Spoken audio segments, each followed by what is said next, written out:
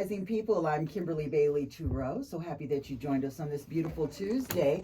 Before we get started, let me give the sponsors a shout out. The Southern Nevada Water Authority, Las Vegas Clark County Library District, Power 88 KCEP, Las Vegas Black Image Magazine, and the Silver State Smile, silverstateclub.com. If you want affordable dentistry, they do it all. It's really fabulous. Again, Silver State Club, jointheclub.com.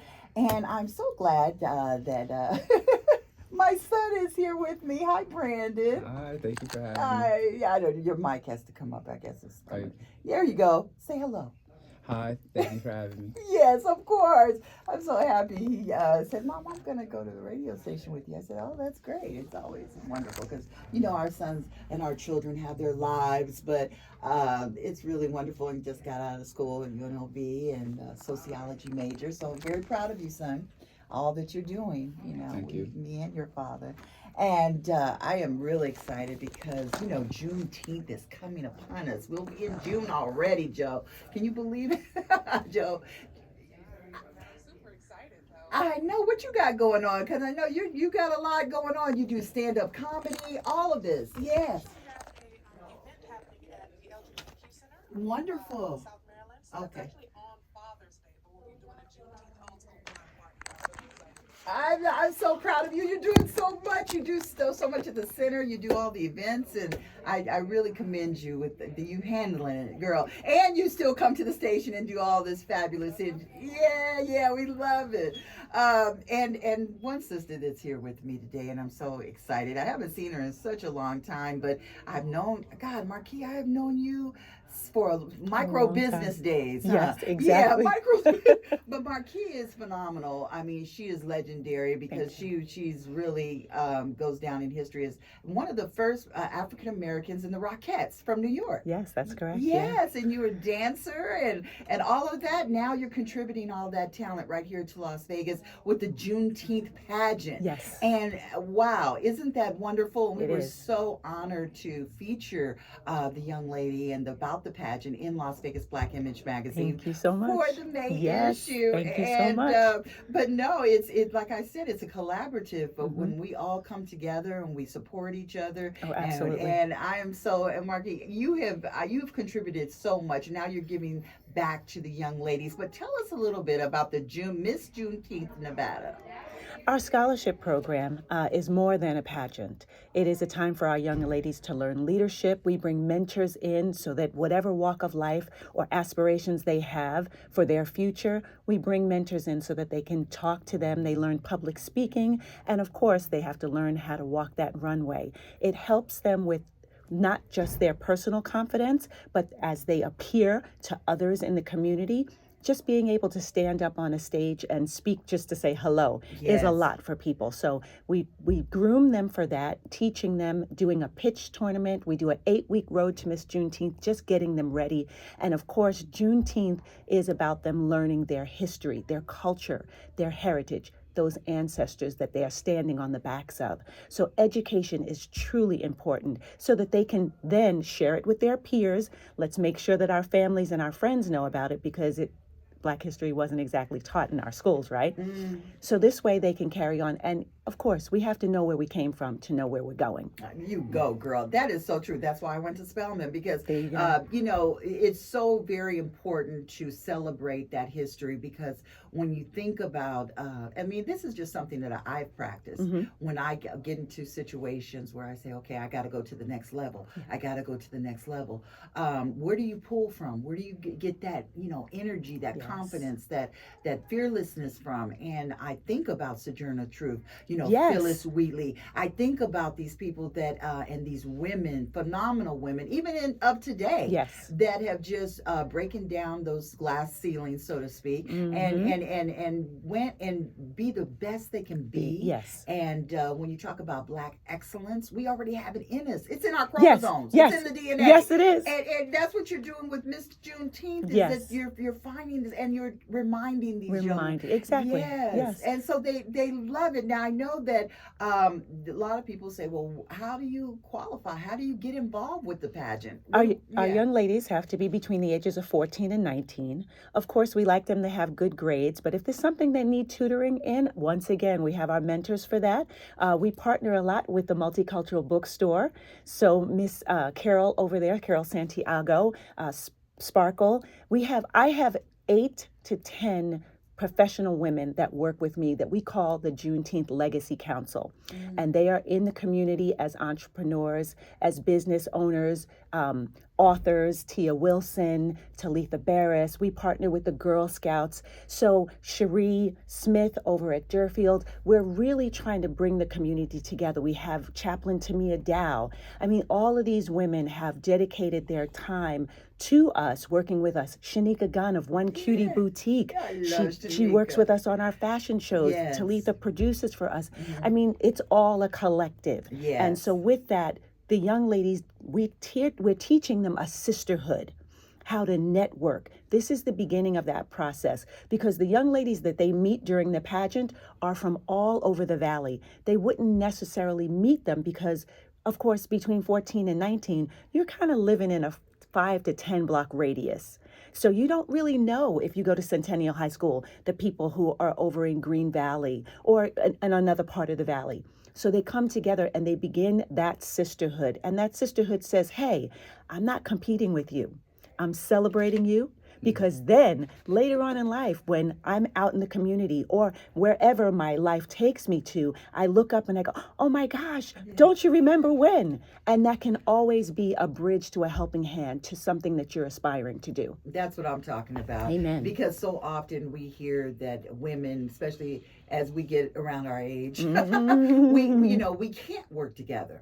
And I know that sometimes that could be true, but sometimes it's really not true. Right. But it's if we start young, yes, and put that into the young ladies that we are a collective, we can work together. We're all diverse. We're not monolithic. No. We're all different people, but the real key to this is that we have to embrace each other and our differences, because that's what makes us great. Absolutely. And and really, because I remember when I was 15, I did the Hal Jackson Talented Teens. Nice. And I was the person representing Nevada. Uh-huh.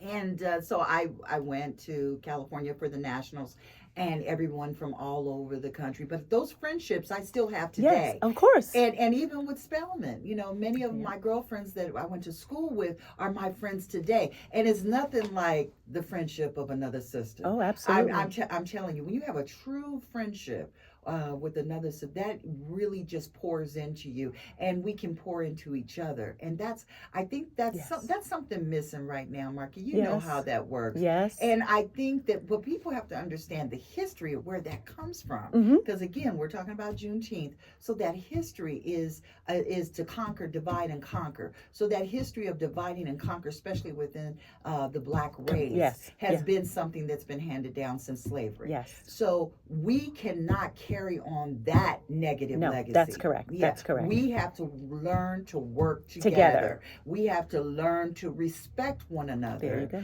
And if insecurity is a natural emotion. Sure. And I think that we all feel insecurities at times, but that should not be used as a weapon. That's correct. Yeah. That's correct. Yeah. That should be something that we learn from and that we grow from, especially in our community with our young ladies. We set a 8-week program, and we start with a shut-in. It's 12 hours. So imagine walking into the room with a bunch of young ladies you don't know, and you're stuck with them for 12 hours. They bond. Oh, wow. They start the foundation of their friendship. They learn about each other's families. They learn about the different things they're interested in.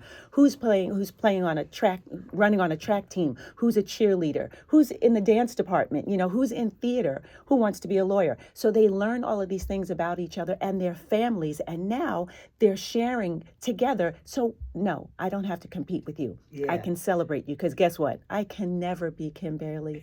Kimberly can never be right. So So why But not I want celebrate to rub you? up against There you you go. sometime. Absolutely. Thank you. That's yes. what I'm talking about. Yes. Listen, if you would like to join the conversation, give us a call, 702-647-3688. That's 702-647-3688. We'd love to talk to you. If you have a young lady in the household, you have a daughter, a niece, or someone that would like to be a part of the Juneteenth. People could, now when is the deadline to get up to, if you want to participate in the pageant? So the pageant for this year has already been set, but we are always taking applications to get ready for the following year to come. Right now, if they go online to MissJuneteenthNevada.org, they'll find the application there. If they submit an application, of course, our pageant this year is set for June 8th.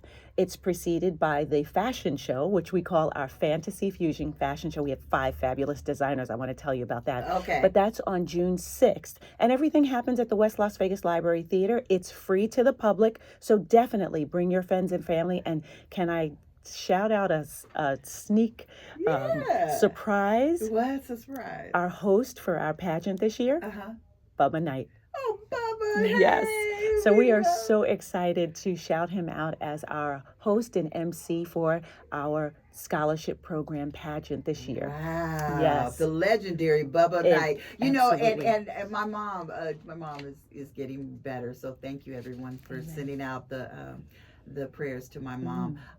But Bubba, she was in the Follies with Bubba. And she always reflects on, every time I would go on stage, because I was so nervous, because, she's 98 years old, and you're young, I should say. Yeah. And she goes, and Bubba would be by, I got you. So every time I say, Mom, I got you, she said, Bubba Knight says that. So that's just a little tidbit I wanted to share. Yes. But this Juneteenth, Miss Juneteenth pageant is so needed. When I was growing up, we had a lot of pageants, but I don't hear of many pageants anymore. I think it's a cycle, because they definitely are starting to resurrect or come back to life. We've got cotillions now that are resurfacing, debutantes that are surfacing, and I think it's really good. I think it's going to bring a broadening to our community here, especially in Nevada. These things are typically East Coast or Southern, and so it's really nice to see them here. We as well, with Juneteenth, will be rolling out our cotillion, and hopefully that will happen in Black History Month. So we, again, looking to find every avenue to educate our young ladies and bring the history and culture to our Black families and in the community here, so that they don't have a question on, does everybody know what Shove-Off Day is? Does everybody know what African Landing Day is? They are not usually things that are, that they know about. But we celebrate those things so that they understand that this walk that we've been doing since 1865, the Emancipation Proclamation, General Order Number 3, these are our freedom documents, the 13th Amendment. These are the staple for us as a community, as a Black people in our communities. We're the backbone of America. That's right. And we need to take and start wearing our crowns for that. That's right. Never take the crown off. Again, the Miss Juneteenth pageant is going to be June the 8th. And where is it going to take place? West Las Vegas Library Theater. Okay, yes. The West Las Vegas. And now the fashion show, June 6th, will that also be at the theater? Yes. Okay. So the fashion show is at 7 p.m. Doors will open at 6. We will have a lobby of vendors there. Of course, we're looking for our businesses and schools to come in and vend for us during that time. This way, again, it's a collective for the community, someplace they can come in and really start to see what's happening in your Black community. That's right. And also, you're telling people that they can donate. So you do take donations. Absolutely. So that you can prepare for the following year. Yes, the scholarship program. Yes, we give a scholarship to these young ladies, I so we know. take donations. Okay, good. So they go on for higher. Now, how many Miss Juneteenth pageants have there been? The pageants started here. Deborah Evans, our president of Juneteenth Nevada, started doing the pageants in 2020. Okay. So we are on year 5. But do understand, this is our 20th year of Juneteenth in Nevada. Yes. Remember that Miss Dee and Claire Thompson and Harvey Munford, they were all instrumental in getting that holiday. And we, of course, being the 39th, I believe, state to sign off, we were instrumental in helping push that collective so that we could get the national and federal holiday. All right, there Yeah. we go. And that's what it's all about. Juneteenth is a celebration in June that we all, to give everybody, if they don't know the history about Juneteenth as it pertains to our freedoms, especially for us, for Black people, give us a little history on that, Marky. So in 1865, Reverend Ronald Meyer is known as the father of the modern day Juneteenth movement. Now, Lincoln wrote the Emancipation Proclamation. Mm-hmm. That really did happen in 1862, 63, I believe it was. And then from there, you had to have the 13th Amendment that put it into law. So he said, I'm going to free the slaves from those Confederate states. Of course, we weren't the United States before this Emancipation Proclamation, so that's what it was for. It was to unite the states.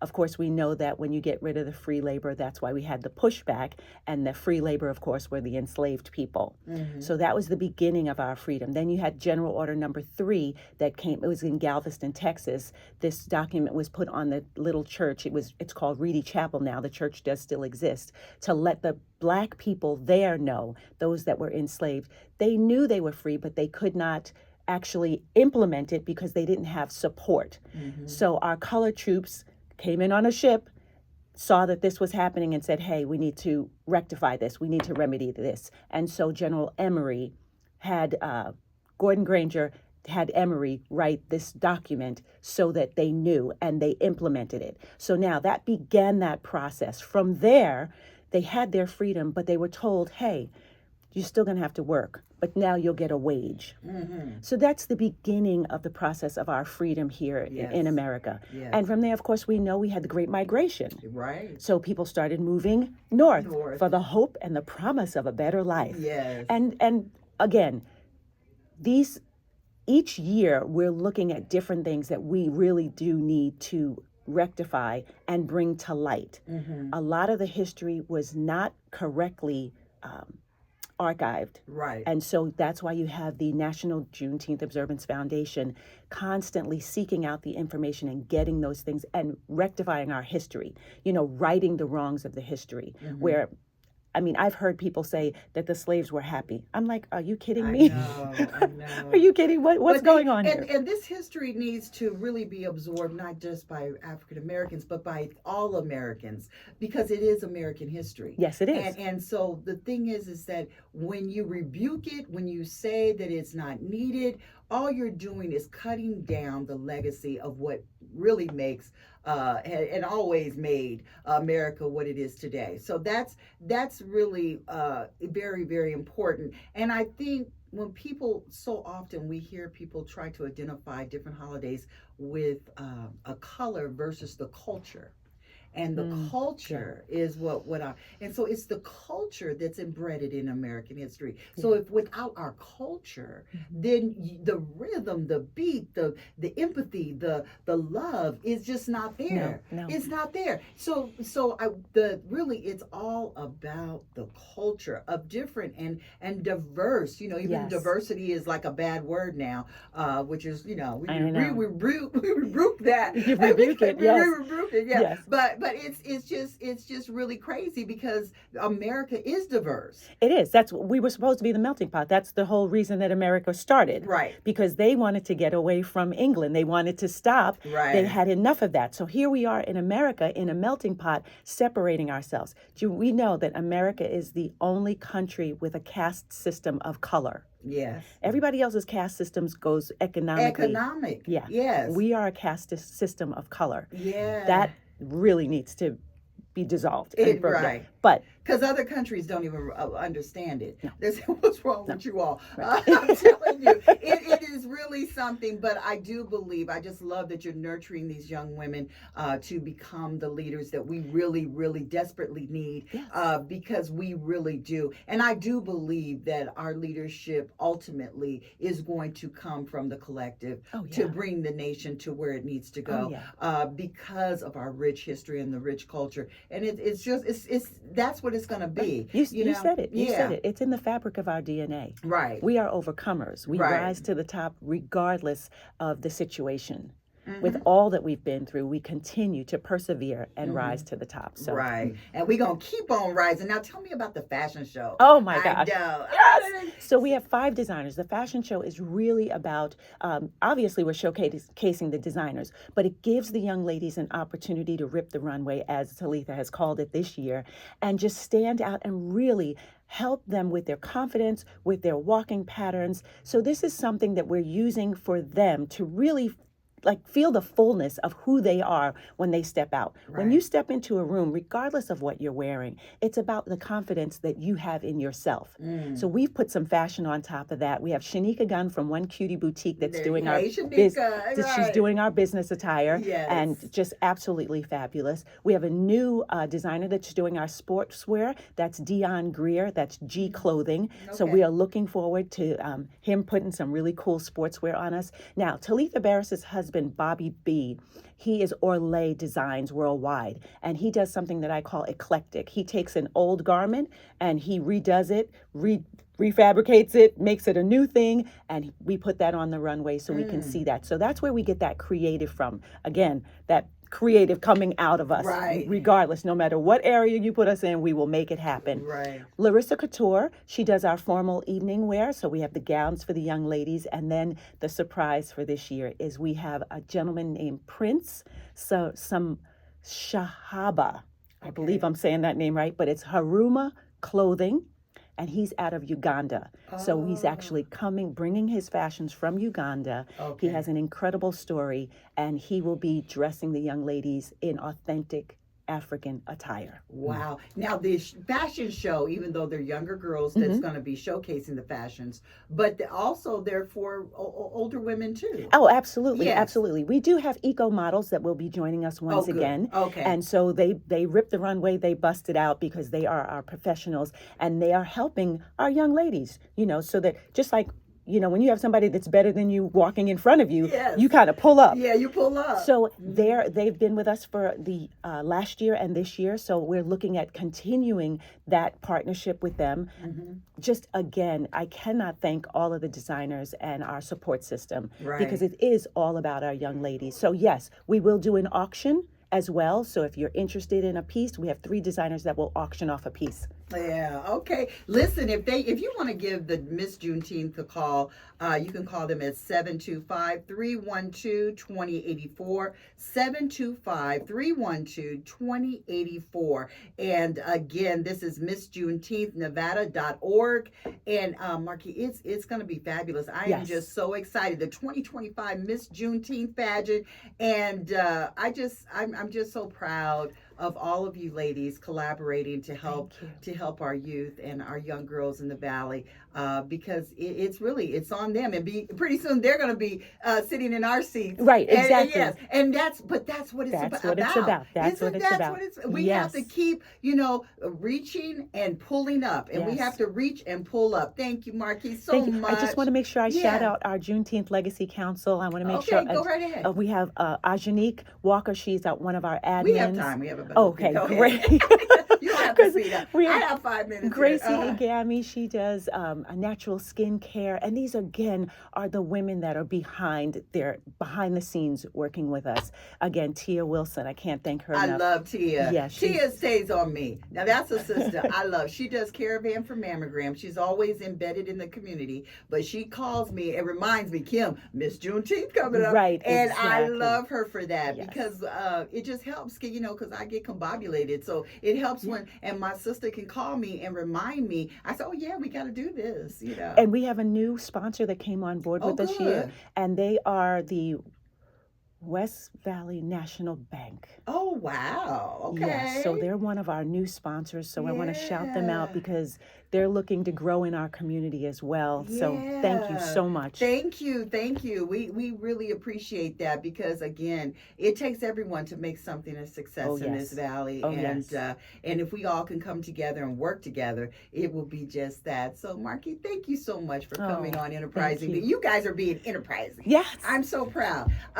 listen, stand by. We got Donald Marquez coming up, and he, he's going to answer all your insurance needs. Once again, we have to thank our sponsors, the Southern Nevada Water Authority, Las Vegas Clark County Library District, Las Vegas Black Image Magazine, Power 88 KCEP, and also SilverStateClub.com, Silver for Affordable Dental Care.